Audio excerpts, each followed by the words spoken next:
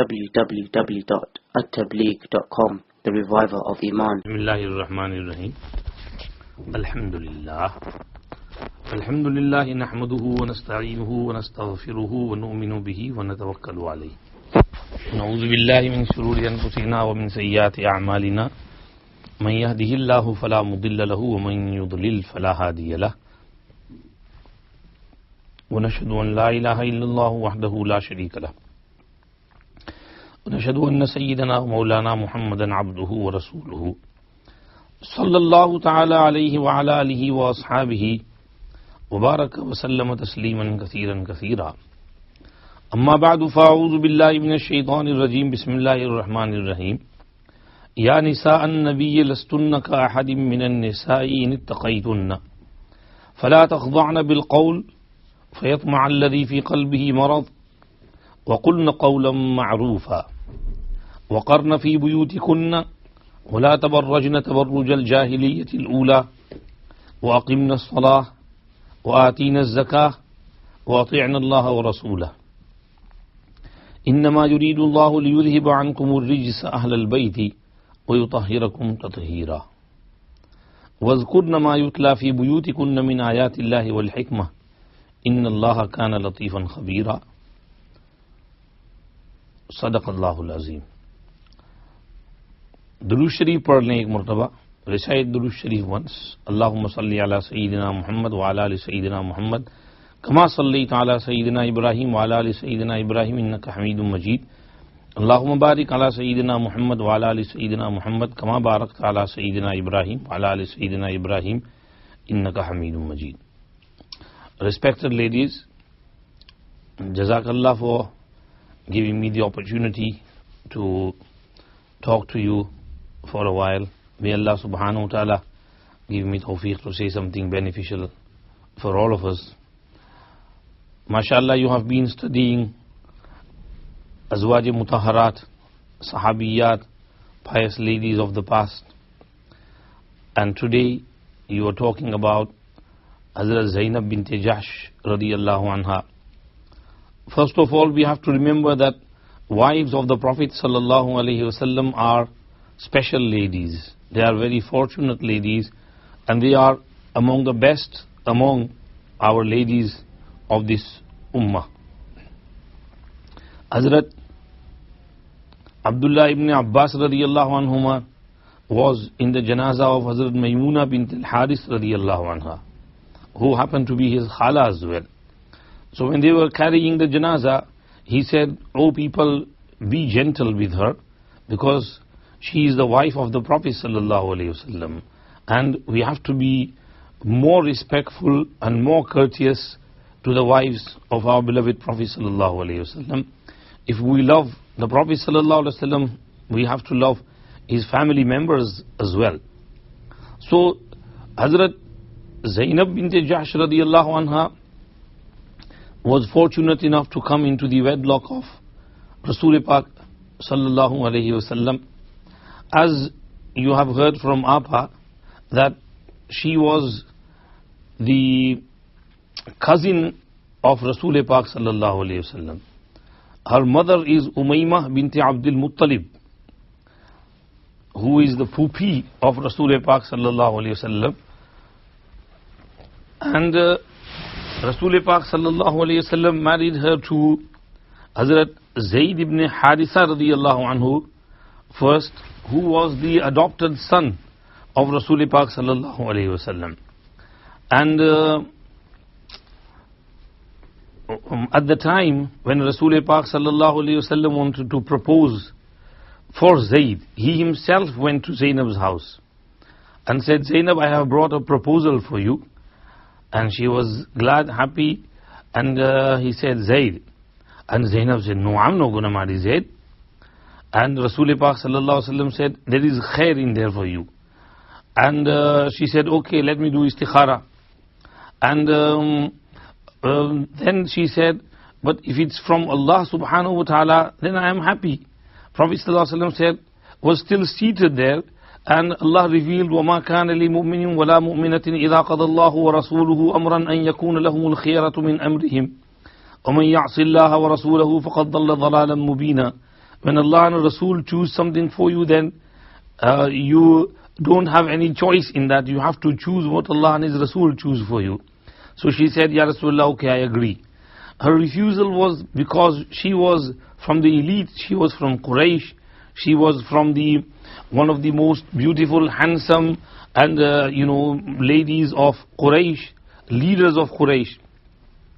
And Zayd was from an outsider. He was from somewhere from the villages, one of the Bedouins' son, and he was adopted by the Prophet ﷺ. So she wanted someone of her higher class. But when the Prophet ﷺ said, marry her, is better for you, he also wanted to break that taboo of marrying in your own caste and not going outside. So Rasul Pak ﷺ did that, and it is what he said, لا فضل لعربي على عجمي ولا لعجمي على عربي إلا بالتقوى. And Zayd had taqwa in him, so he felt that Zayd was good for Zainab and it would be a good match. And she agreed, and they got married, started living together. But within a year or so, things were not as good as it seemed, and they were having arguments at loggerheads. So Hazrat Zayd would come and relate his household incidents to the Prophet ﷺ, and Prophet ﷺ would instruct him to do sabr, be patient, inshallah things will work out, it'll be okay, you have to be patient, it's still starting, beginning. But Zayd, he couldn't take it. In the meantime, Allah revealed that Zayd will divorce Zainab and you will marry her. Now Prophet ﷺ was all the more shocked.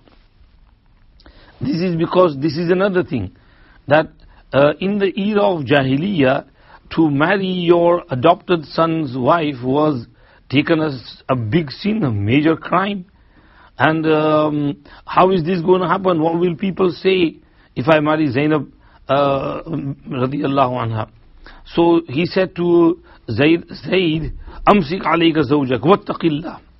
Hold on to your wife and fear Allah. And Allah, وَتُخْفِي فِي نَفْسِكَ مَاللَّهُ مُبْدِيهِ وَتَخْشَى النَّاسَ وَاللَّهُ حَقٌّ أَن تَخْشَى.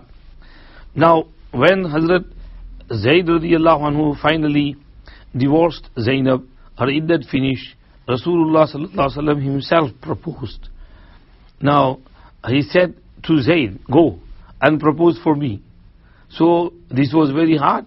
So Zayd went, and he couldn't, talk directly, so he turned his back, and he said, Zainab, Rasulullah sallallahu alaihi wasallam has sent me, and he is proposing for you. And she replied, I will do mashwara with my Rabb, and whatever Allah decides for me. And she started her salat and praying namaz. In the meantime, Allah subhanahu wa ta'ala revealed to the Prophet sallallahu alaihi wasallam, فَلَمَّا قَضَى زَيْدٌ مِّنْهَا وَطَرًا زَوَّجْنَاكَهَا. Zawwajnaka means Allah tumhari shadi kara denge. Allah is going to do your nikah. Now because of this Zawwajnakaha, Allah did the nikah. Hazrat Zainab, Hazrat Nabi Kareem sallallahu alayhi wasallam came to Zainab's house, and he entered and he informed her, and she was very happy. And later on she used to say to the other wives that zawwajakunna ahalikunna wa zawwajani Allahu min fawqi sab'i samawat, that your families wedded you, but Allah did my nikah above the heavens. So Hazrat Zainab radiallahu anha started living with the Prophet sallallahu alaihi wasallam, and this is the reality of the story. Now why did I repeat this even though you have heard it? Because over here some narrators have narrated that once while Zainab was still in the nikah of Zayd, and they were still married, Rasul Pak sallallahu alaihi wasallam came to their house, and Zainab was in her casual clothes, and Rasul Pak sallallahu alaihi wasallam saw her, and he liked her, and he turned from there saying Subhana muqallibil qulub, and he turned away, and then he told Zayd to divorce her, and then he married him. Nauzubillah, this will go against the ismat of Nabi Kareem sallallahu alayhi wasallam. Some have used even the word of ishq here as well, that he fell in love and ishq with Zainab radiallahu anha. there is one riwayat of this kind in Musnad Ahmad. But our Hazrat Shaykh Yunus Sahib, Nawwarallahu Marqadahu, scrutinized that riwayat and he said it's extremely weak riwayat, and there are narrators in there who cannot be relied upon. And especially when it goes against the Quran, it will not be taken into consideration, because Quran said وَتُخْفِي فِي نَفْسِكَ مَا اللَّهُ مُبْدِيهِ, that you were hiding in your heart that which Allah was to expose. Now Allah didn't expose over here something of that type that he fell in love with Zainab radiallahu anha or anything, any wrong action took place. Allah subhanahu wa ta'ala exposed that. What was that which Allah revealed? That, Prophet sallallahu alaihi wasallam knew, because he was informed that Zaid is going to divorce and you are going to marry. Now he couldn't utter these words in front of people, and he was hiding in his heart, even he was hiding it from Zaid as well, that Allah has inspired me, Allah has revealed this to me and this is going to happen. This is why he used to say, Amsik alayka zawjak wattaqillah. So the incident is what is mentioned in Sahih Bukhari and in Sahih Riwayat and in what is explained by the Mufassirin in the Quran, and there was no any malpractice or anything that took place there, and this Riwayat is not considered as evidence, and it cannot be taken into account. Now, Hazrat Shaykh Yunus Sahib says there is second point, that even if, let's say for argument's sake, Prophet ﷺ did come and he saw Hazrat Zainab in casual clothes, but he just turned around and he said, Subhana muqallibil qulub, and he didn't do anything else. He turned around, and this is turning away from a sin, and that is a virtue, and there is reward on it. And if a person rejects the urge of any sin or anything, or any desire for sin or anything, then Allah Pak rewards for that, because a person leaves that sin for the fear of Allah subhanahu wa ta'ala. So Prophet sallallahu alaihi wasallam's ismat is all the more strengthened, that he is ma'soom, that even though, let's say for argument's sake, that he looked at her, but even then he turned around and he said, Subhana muqallibil qulub, and he went away. So, ismat of Nabi sallallahu alaihi wasallam is strengthened all the more if we take that riwayat into consideration.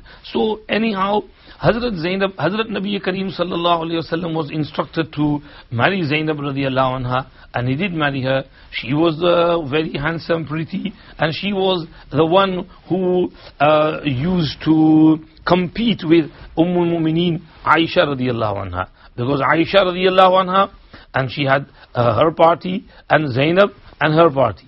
And sometimes there used to be a little bit of, the jealousy among the wife which takes place there as well. Now when mentioning these things, one hadith comes to my mind, wherein you should always keep that in mind when talking about the, pious predecessors, our ancestors. That is, Uzkuru mahasina mautakum wa kuffu an masawihim. Always mention the good traits and mahasin and beauties of your Salafi Salihin. And if you read anything which goes against their characteristics or something, then just ignore it. Don't even narrate it to anyone. So always keep that in mind. This is regarding our amwat in our homes. That if there is death in our family, and then we should talk about the beauty and the good, habits of the deceased, and we should stay away and refrain from anything, we think was wrong in them. So if that is for our household, then it is for general public as well, and it is for Salafi Salihin as well. So over here, when talking about Azwaj Mutahharat, never ever let any bad thoughts creep into your mind. And Tariq is Tariq, and in Muwarrikhin they fill up many riwayats from here and there. So don't take them into account, just ignore those riwayat and just talk about the beauties and good qualities. In Hazrat Zainab radiallahu anha, there were many good qualities, and you have read that she was very charitable and sadaqah, and and she was the first to meet Rasul Pak sallallahu alaihi wasallam, and she was given a lot of allowance by Sayyidina Umar radiallahu anhu, but she distributed all of it in the path of Allah subhanahu wa ta'ala. In fact, Mu'addiqeen have narrated that Umar radiallahu anhu sent her the allowance, and she said, oh, why are you telling me to distribute all that? There are other, wives of the Prophet sallallahu alaihi wasallam, other ladies who deserve to distribute it more. And the one who brought it said, it's not for distribution, it's for your ownership. He has given this as a hadiyah. And it was a large sum, 12,000. So she ran behind the curtain, and she said, I don't want to see that wealth. And then she told her khadimah to cover those coins with a sheet. So she covered with the sheet, and then she said, bring some bags and go and give so and so much to so and so much. And she distributed all of that among the poor of Medina Sharif. At the end, the khadimah said, we also deserve something. So she said, okay, whatever is left underneath, you take it. And she counted them. There were 85 dirhams left, and she took them. But Hazrat Zainab never kept anything for herself. And she said, oh Allah, I don't want to see Umar's allowance next year, and before next year's allowance, Hazrat Zainab radiallahu anha passed away. This shows her generosity, her zuhud, her piety. And this is why when she died, Hazrat Aisha radiallahu anha said that she was a muta'abbida and zahida and mafza'ul aramil, where widows and orphans who could seek refuge and seek help from. So that lady has departed from this dunya. So Hazrat Aisha radiallahu anha praised her upon her death. She also praised Hazrat Zainab radiallahu anha with regards to the incident of Ifk. Hazrat Aisha radiallahu anha says, when the munafiqeen slandered Ummul Mu'mineen Aisha radiallahu anha, and Prophet sallallahu alaihi wasallam came to know of that, he was disturbed as well. He consulted Usama ibn Zayd radiallahu anhu, who said, Ma alimtu alayha illa khayran. And he consulted Ali, and Ali gave another answer. He said, Ya Rasulullah, why are you making things strict upon yourself? There are plenty of other ladies. You can marry someone else. Don't be so much disturbed. And he consulted Zainab radiallahu anha as well. And Zainab radiallahu anha's reply was, Ya Rasulullah, ahmi sam'i wa basari ma alimtu alayha illa khayran. Oh, Ya Rasulullah, I want to protect my hearing and my sight from hearing something that is not right or seeing something that is not right. I don't want to see anything wrong. I don't want to hear anything wrong. I want to protect myself. And all I know about Aisha is she is a very good girl and there is nothing wrong with her. I don't think she could do anything like that, which the hypocrites are mentioning. So that Aisha said later on, فَعَصَمَهَا اللَّهُ بِالْوَرَعِ. Allah protected Zainab radiallahu anha due to her piety, because she was extremely pious and devoted. That's why Allah subhanahu wa ta'ala protected her. So this was Hazrat Zainab radiallahu anha and her piety. During the life or time of Rasul Pak sallallahu alaihi wasallam, sometimes bits and bats happen. So one of the riwayat is that Prophet sallallahu alaihi wasallam used to distribute wealth and expenses equally among the 9 wives. However, the Sahaba Rizwanullah alayhim ajma'in used to send gifts at the turn of Aisha radiallahu anha, because they knew the love of Rasul Pak sallallahu alaihi wasallam for Aisha and his cheerful mood when he was in the house of Aisha radiallahu anha. So they wanted to increase their happiness. So the Azwaji Mutahharat got together and they said that we should tell the Prophet sallallahu alaihi wasallam to make an announcement to send the hadiyas and gifts wherever he is, and not wait for the turn of Aisha radiallahu anha. So they first of all they made mashwara, because there were 2 groups. In one group was Hazrat Aisha radiallahu anha, Hazrat Hafsa radiallahu anha, Hazrat Sauda radiallahu anha, and in the other group was Hazrat Zainab, Hazrat Salama, and Hazrat Zainab was at the forefront, and Salama and the other Azwaji Mutahharat. So they said we should speak to the Prophet sallallahu alaihi wasallam. So how? They told Fatima radiallahu anha because Sayyidatun Nisa'i Ahlil Jannah was extremely beloved to the Prophet ﷺ. So Hazrat Fatima radiallahu anha, that you should, tell your father that, make an announcement in the masjid that when people want to send any gifts, they should send to wherever he is and not wait for the turn of Aisha radiallahu anha. So when Fatima radiallahu anha spoke to him, Nabi Kareem sallallahu alayhi wasallam said to her, "Ala tuhibbina ma uhibbu?" Fatima, do you not love whom I love? And she replied, "Bala ya Rasulullah, of course." And he replied, "Fahibbi hazihi." Then love Aisha as well. And she said, "Okay, ya Rasulullah, that's enough for me. I don't want to hear anymore." And she said to them that, this is his reply, and I'm not going to speak to him anymore, not going to say any word. Now, why did the Prophet ﷺ not uphold their complaint? Why did he not say anything? Because making an announcement on Mimbar that whoever wants to give me hadiyah should give me wherever I am and not wait for Aisha's turn, then this is in effect, asking people for hadiyah, begging for hadiyah, that give me hadiyah, I want hadiyah, I need hadiyahs. And this was against the muruwat and sharafat and honor of the Prophet ﷺ. So he couldn't say that. So he refused. He said, I'm not going to say this. Now they were not content. They sent Hazrat Salama radiallahu anha. They told Salama radiallahu anha to speak to him. So when Prophet ﷺ's turn was with Salama radiallahu anha, and she found the courage and said a few words to him, and Prophet ﷺ said to Salama, "La tuzini fi Aisha, fa inna al-wahya lam ya'tini wa ana fi lihafi imra'atin min kunna ghayri Aisha radiyallahu anha." That do not hurt me regarding Aisha.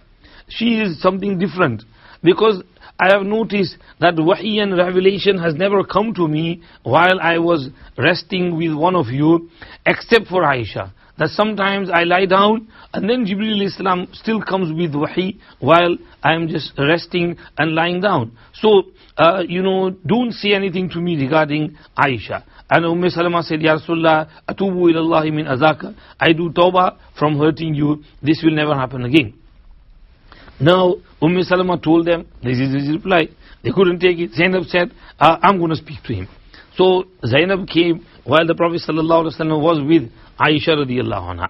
And she said, "Ya Rasulullah, you this and this." And she started speaking. And Rasulullah ﷺ just kept on listening. And then Aisha radiallahu anha looked at the Prophet ﷺ.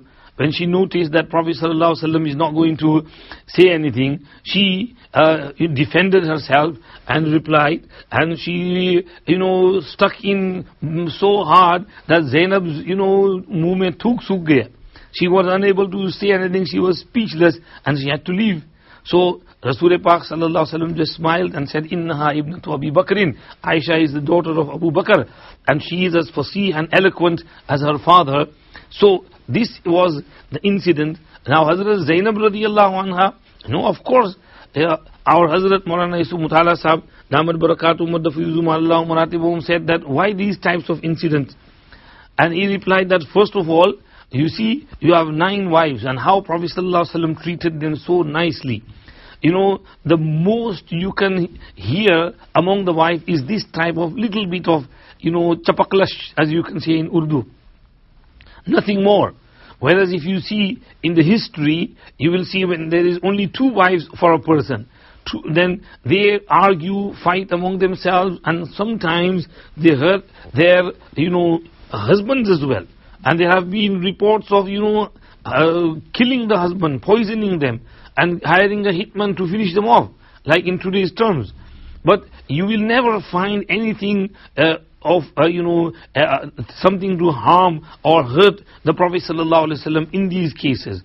Second thing is that we can see that such a mahbub and beloved as Rasul Pak ﷺ, and those wives, Azwaj Mutahharat, who loved him to bits, each and every zawja, loved Rasul Pak sallallahu alayhi wasallam, and they wanted to get the most of him. So this is why sometimes these types of things, urges happen. And this is the reason, because such a mahbub as Prophet ﷺ and such loving, caring wives as Azwaj Mutahharat, so they wanted most from him. This is why sometimes these types of things happened. Otherwise, nothing more. After the Prophet ﷺ died, they were all, united. And they all had, extreme love, because the object of their love had passed away. So they were all united among themselves, and they, used to go for Hajj together during the Hajj period. Hazrat Zainab radiallahu anha didn't go for Hajj, and Hazrat Sauda didn't, because they heard the Prophet ﷺ say in Hajjatul Wada that this is your Hajj, and that's it. So after that, they remained in their homes in Medina Munawwara. They never rode a camel to go on a long journey. They resided in Medina Munawwara for the rest of their lives. As for Hazrat Aisha radiallahu anha and the other Azwaj Mutahharat, they used to go for Hajj and for Umrah, and the lots of Hajj and Umrahs, and they used to go together as one team. So, and Abdul Rahman ibn Auf radiallahu anhu would be, their Amir of the Qafila with his family members and with Azwaj Mutahharat, and he would spend on them, and he would pay for all the expenses of the Hajj of Azwaj Mutahharat.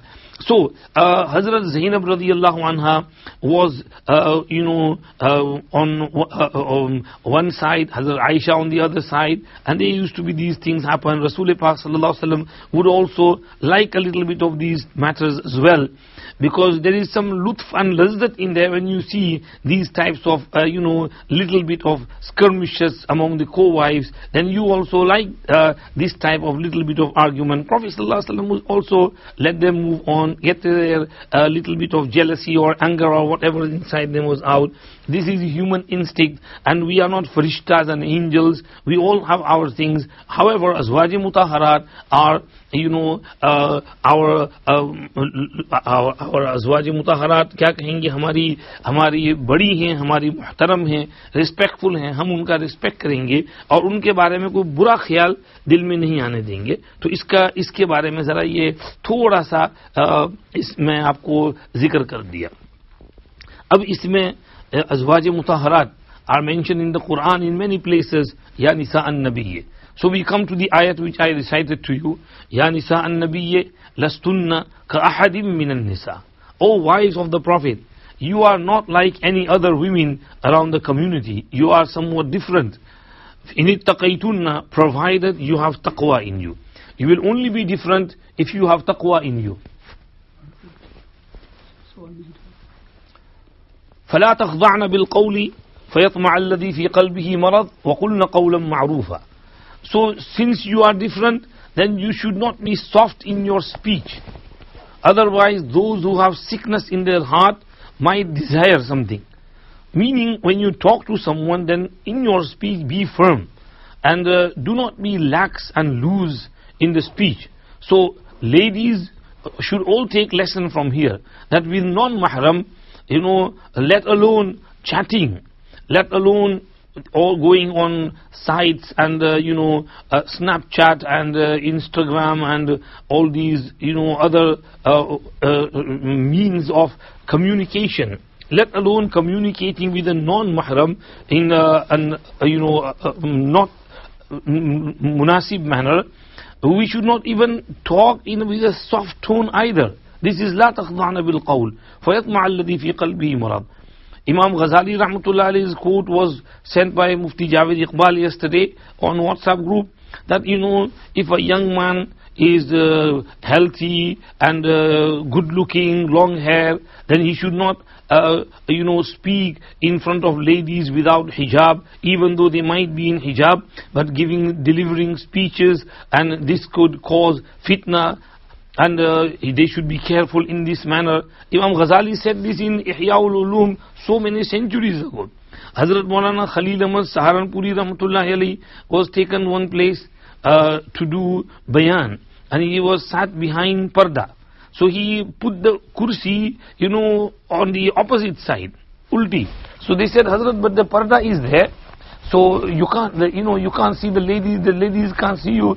So Hazrat said, no, even though they can't see me, but the parda might be moving, their gaze might fall on me. It's better if I don't see them and I keep my face the other way around. Parda is there anyway, they don't see me. So what is the point of facing them? I don't see any parchaya or saya as well. So this was Hazrat Saharanpuri Rahmatullah Alayhi's taqwa. So in this day and age, we need to have this more, but rather what's happening is things are becoming norm.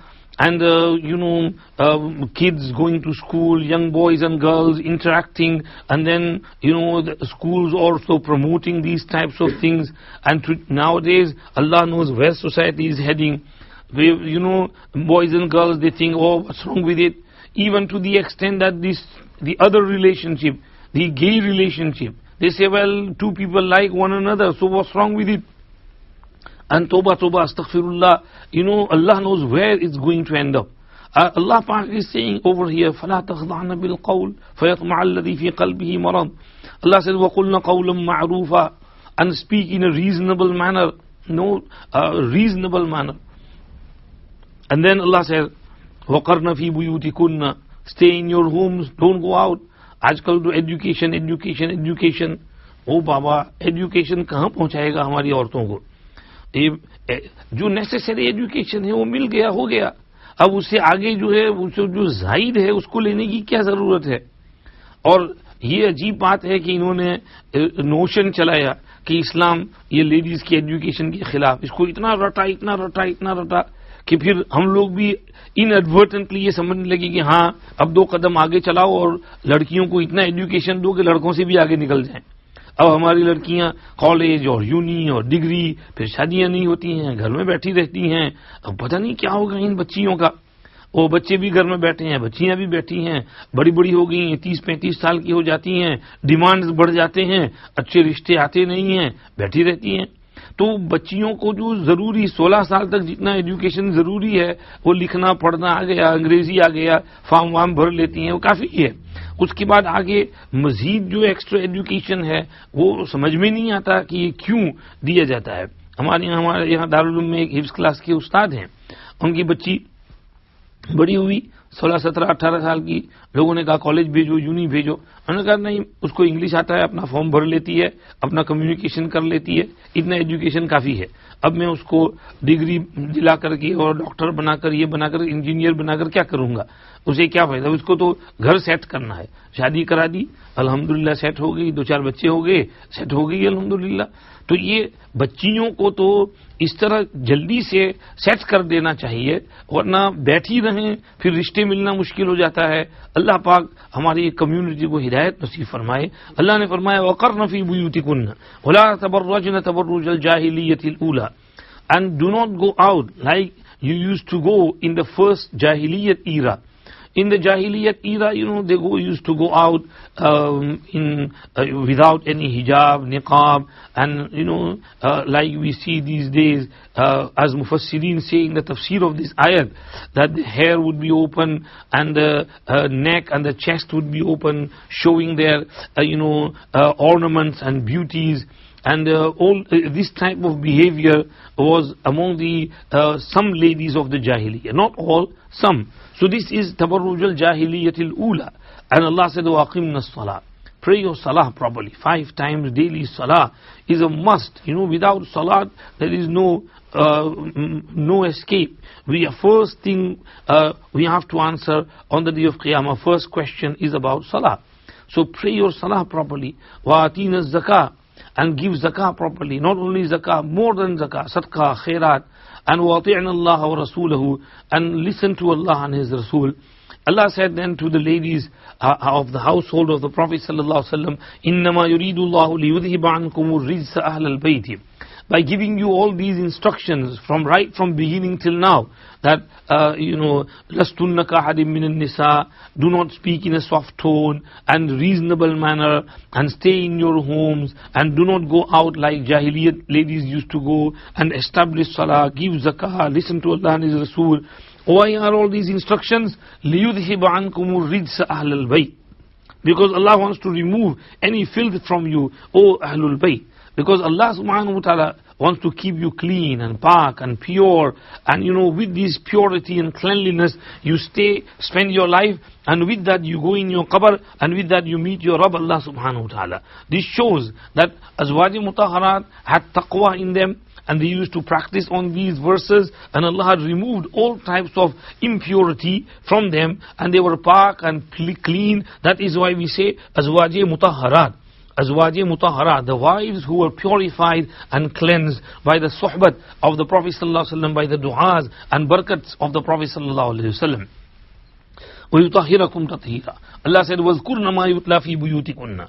And O wives of the Prophet ﷺ, remember that verses of Quran which are recited in your homes, because wahi used to come in their homes.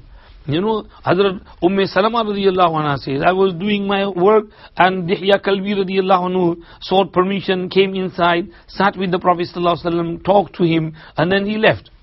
And I only realized that it was Jibreel alayhi salam later on, when the Prophet ﷺ went into the masjid and delivered a sermon in which he said that Jibreel alayhi salam just came to me and gave these instructions.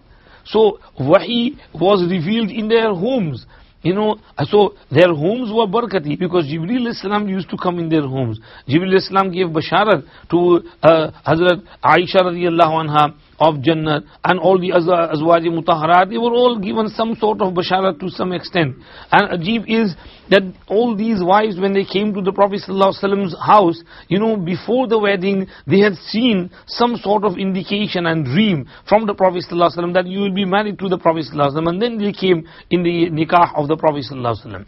So they were blessed women, and Allah said, وَاذْكُرْنَ مَا يُتْلَى فِي بُيُوتِكُنَّ مِنْ آيَاتِ اللَّهِ وَالْحِكْمَةِ إِنَّ اللَّهَ كَانَ لَطِيفًا خَبِيرًا. Since Allah mentioned, wives of the Prophet ﷺ in a very respectful manner, so Allah didn't want to disappoint the ladies. This is why in the following verse Allah mentioned, Innal Muslimina wal Muslimat wal Mu'minina wal Mu'minat wal Qanitina wal Qanitat wal Sadiqina wal Sadiqat wal Sabirina wal Sabirat wal Khashi'ina wal Khashi'at wal Mutasaddiqina wal Mutasaddiqat wal Sa'imina wal Sa'imat wal Hafidina furujan wal Hafizat wal Dhakirina Allah kathiran wal Dhakirat a'adda Allahu lahum maghfiratan wa ajran azima. All men and women, general public, whoever have these 10 qualities in them, then Allah has prepared for them maghfirat and ajri kareem. So all ladies, you all have good news. Allah has kept the doors of Jannat open for all of you, and you inshallah practice on these, and Allah subhanahu wa ta'ala will join you with Azwaji Mutahharat as well. May Allah subhanahu wa ta'ala give us true love of Azwaji Mutahharat, of Hazrat Zainab radiyallahu anha, khas taur par Hazrat Aisha radiyallahu anha, and other Azwaji Mutahharat, and may Allah be pleased with us. We have some questions over here. There's plenty of questions. I'll try to address as many as I can.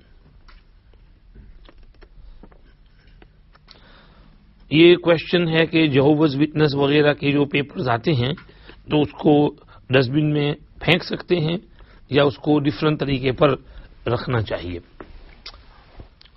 हाँ, चूंकि उनमें भी अल्लाह का नाम होता है, because there is name of Allah in them as well, God होता है ना, गॉड लिखा होता है. तो एक तो ये कि वो हजरत ईसा से टू ईसा अलैहिस्सलाम जीसस लॉर्ड, तो वो तो हम नहीं मानते, we don't believe in that. However चूंकि उसमें गॉड को भी एड्रेस करते हैं, तो उसको एक रिस्पेक्टफुल मैनर में, if you dispose of it in a respectful manner, you would be better. And may be like if you can I don't know how, just bury it or throw it in a river or burn it. Better to burn it outside. Barbecue कर रहे हो तो उसमें burn कर देने का, तो ashes खत्म हो गई. But even if you were to throw it, तो उसमें God या ऐसा कुछ नाम हो वो काट ले और बाकी फेंक दे डस्टबिन में, so you can throw it as well if you want. हाँ, recycle कर दें, उसमें shred कर दें. If you shred it or recycle it, then that can be possible as well.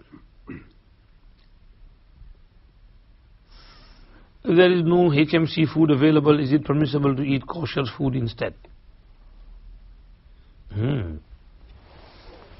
HMC वालों से ही पूछो, आज के HMC. लेकिन कौशल फूड में क्यों जाते हैं? जहां तक हो सके मुसलमान का ज़बह किया हुआ हलाल ज़बीहा खाना चाहिए.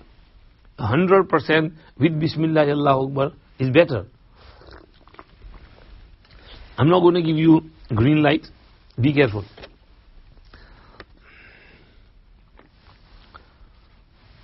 I am over 55, can I pray Umri Qaza sitting down? If you are able to stand up, then you have to stand up. But you remember, for Umri Qaza, you don't need to do all the sunnats and nafil. All you need to do is faraz. 2 faraz of Fajr, 4 Zohar, 4 Asr, 3 Maghrib, 4 Isha, and 3 Witr. That's 20 rakats for one day. So if you read 20 rakats, that's one day's Qaza done. And slowly you can do it. Inshallah, you'll be able to do it, inshallah. But if you are able, then Qiyam is farz. Qiyam will not be maaf because of age. So, you are healthy, you are able to stand, you have to stand up and pray your Qaza Umri.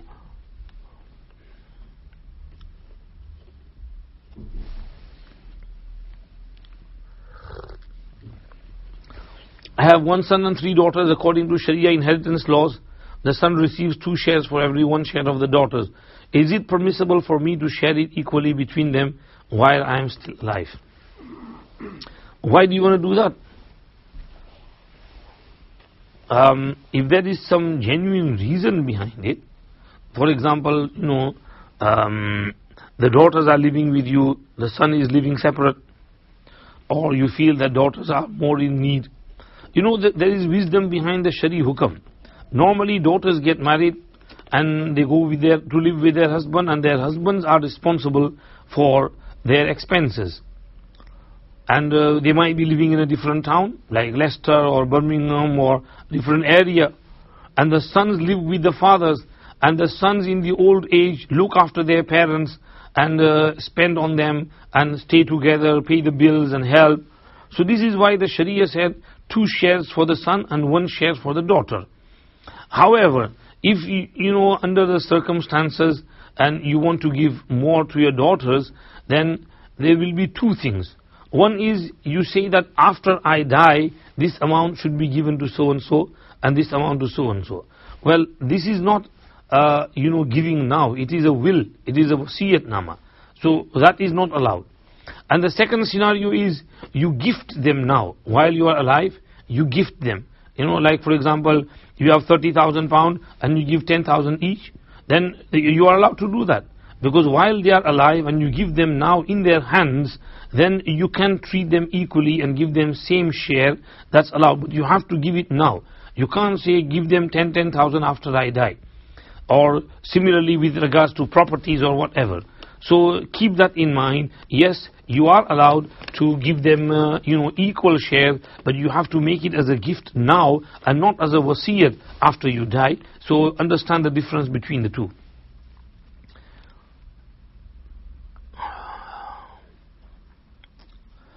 If money is given in sadaqah before a certain task to ask Allah for help, is that considered as sadaqah wajiba or sadaqah nafila? It's sadaqah nafila. Sadaqah wajiba is when something was wajib upon you. For example, you made an oath, mannat, and you broke that oath. So you have to give something to do kafara for your oath. Or you made a mannat that if so and so something happens, I will give this amount of sadaqah. Then that will be wajib on you. It's like zakat. Zakat is farz on you. So what you make wajib on yourself is sadaqah wajiba. In this case, you never made anything wajib upon you. It's optional. You can give it if you want to. You can't. If you don't want to give, it's your money. So if you give sadaqah for certain tasks, that, oh Allah, please accept this sadaqah and do this for me, it's sadaqah nafila. You didn't make it compulsory on yourself, so it won't be classed as sadaqah wajiba. It will be sadaqah nafila.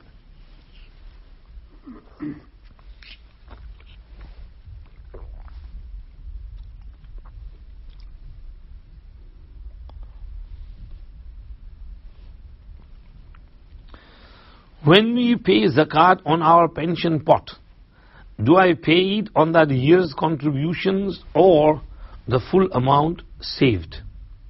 If the employers contribute to the pension pot, do I need to pay for the full value of the pot, even though you won't get it until we retire, because it's like a saving for the future. First of all, is there zakat on pension pot? Hai zakat? Haan. A pension pot, it's not in your hands. It's two different ones. Acha. Yeah. There's some that you save, so you put it and you get that amount is for you. Others that you just give, and then they give you a set amount after. But both they give you afterwards, ne? Yeah. You don't get it now. No. So when you turn 65 and you retire, you get a lump sum. So until it's not in your hands, how can zakat be first on you? Zakat is what's in your possession, right? Let's say, example, you die today. You're not going to get that money. That will be given to your family. So it's not in your possession. So when something is not in your possession, then there's no zakat on it. And that's why I understand. You definitely don't get until you retire. Yeah, so it's not in your possession. So I think Mufti Sahib se bhi pooch lena. Lekin what I have understood from the masla is that there is no zakat on there because it's not in your possession at the moment and you don't have any control over it. You can't just go now and say, give me my money, right? Or even if you were to say that, I'm leaving the job, I want my pension pot. They say, no, until you turn 65, you're not going to get it. So you have no control over that money, so you don't need to pay zakat on it. So in both cases which you have mentioned, I don't think there is zakat on there, but it would be advisable to consult Mufti Abdul Rahman or some Mufti as well. Can a woman on haiz be present in a room where there is dead body? Should she sit separate to where the body is at a funeral house? It is makruh for a lady who is on haiz to stay near the body, and it would be better if she sat in another room. It's not haram, but it's a bit disliked, and there might be some reasons which Muhaddithin have mentioned for that. If it's a close relative like daughter or some that of case, we might be flexible in there because of the sensitivities. But if it's a distant relative or a non-relative, then she should sit in another room, not close to the mayyit. ٹھیک ہے، ہو گیا سوال جواب؟ Okay, درود شریف پڑھ لو، کر لیتے ہیں. سبحانك اللهم وبحمدك نشهد ان لا اله الا انت نستغفرك ونتوب اليك. اللهم لك الحمد ولك الشكر، اللهم لا نحصي ثناء عليك انت كما اثنيت على نفسك. اللهم صل على سيدنا محمد النبي الامي وعلى اله واصحابه وسلم تسليما. ربنا آتنا في الدنيا حسنه وفي الاخره حسنه وقنا عذاب النار. رب اغفر وارحم وانت خیر الراحمین. یا ارحم الراحمین، محض اپنے فضل و کرم سے ہم سب کی مغفرت فرما دیجیے، پوری امت کی مغفرت فرما دیجیے، پوری امت پر رحم کرم کر دیجیے، پوری امت کی بگڑی بنا دیجیے. یہ مستورات بڑی محبت سے آپ کے دین کی باتیں سننے کے لیے آئی ہیں، ان کا یہاں پر تشریف لانا قبول فرمائیے. جو کچھ ٹوٹی پھوٹی باتیں کہیں یا اللہ آپ نے اپنے فضل اور کرم سے کہلوائیں، اس سے ہم سب کو نفع پہنچائیے، اس پر عمل کرنے کی توفیق عطا فرمائیے. ازواج مطہرات کو اپنا رول ماڈل بنانے کی توفیق عطا فرمائیے، ان کے نقش قدم پر چلنے کی توفیق عطا فرمائیے، ان کی طرح سے نمازیں پڑھنے، روزے رکھنے، صدقہ کرنے، ان کی طرح سے حجاب اور پردہ کرنے کی توفیق عطا فرمائیے. اور یا اللہ ان کے جیسے اخلاق حسنہ ہم سب کو نصیب فرمائیے. اور اللہ ہمارے دل میں صحابہ کی، صحابیات کی، ازواج مطہرات کی، انبیاء کرام علیہم السلام کی، سلف صالحین کی، ہمارے یا اللہ ہمارے دین اسلام کی نیک بیویوں کی محبت عطا فرمائیے. اور یا اللہ ان کی محبت سے ہم کو نفع پہنچائیے. آپ کے نبی نے ہم کو دعا سکھائی ہے، اللہم ارزقنی حبک وحب رسولک وحب من ينفعنی حبہ عندک وحب عمل یقربنی الی حبک. ہم بھی آپ سے یہی دعا مانگتے ہیں، ہم کو آپ کی محبت عطا فرمائیے، آپ کے پاک پیارے حبیب صلی اللہ علیہ وسلم کی محبت عطا فرمائیے. ہمیں ان بندوں اور بندیوں کی محبت عطا فرمائیے کہ جن کی محبت سے ہمیں آپ کے دربار میں نفع ہو اور فائدہ ہو. اور ہمیں ایسے نیک اعمال کی محبت عطا فرمائیے کہ جو نیک عمل ہمیں آپ کے قریب کر دینے والا ہو. اور یا اللہ ہماری بگڑی بنا دیجئے، ہمارے تمام مشکلات آسان فرمائیے، پوری امت کی مشکلات کو آسان فرمائیے. یا اللہ ہماری اولاد کو نیک صالح بنائیے، ہمارے جو جوان بچے بچیاں بیچارے بے نکاح بیٹھے ہیں ان کے لیے اچھے رشتے نصیب فرمائیے، ہماری جملہ ضرورتوں کو اپنے خزانے غیب سے پورا فرمائیے. اللہ برما کے مسلمانوں پر رحم فرمائیے، شام اور فلسطین کے مسلمانوں پر رحم فرمائیے، عرب اور عجم پر رحم فرمائیے، یا اللہ مسلمانوں کی مدد و نصرت، حمایت، کفایت فرمائیے، مسلمانوں کی حفاظت فرمائیے، اسلام کا بول بالا فرمائیے، اسلام کو پھر سے عزت، قوت، شوکت، غلبہ نصیب فرمائیے، ہماری ٹوٹی پھوٹی دعائیں قبول فرمائیے، ہر خیر سے مالا مال فرمائیے، ہر شر سے حفاظت فرمائیے. ربنا تقبل منا انك انت السميع العليم وتب علينا انك انت التواب الرحيم وصلى اللهم وسلم على سيدنا محمد وآله وصحبه اجمعين برحمتك يا ارحم الراحمين. Just a very quick announcement. We are organizing a program for the youth on Friday the 3rd of November.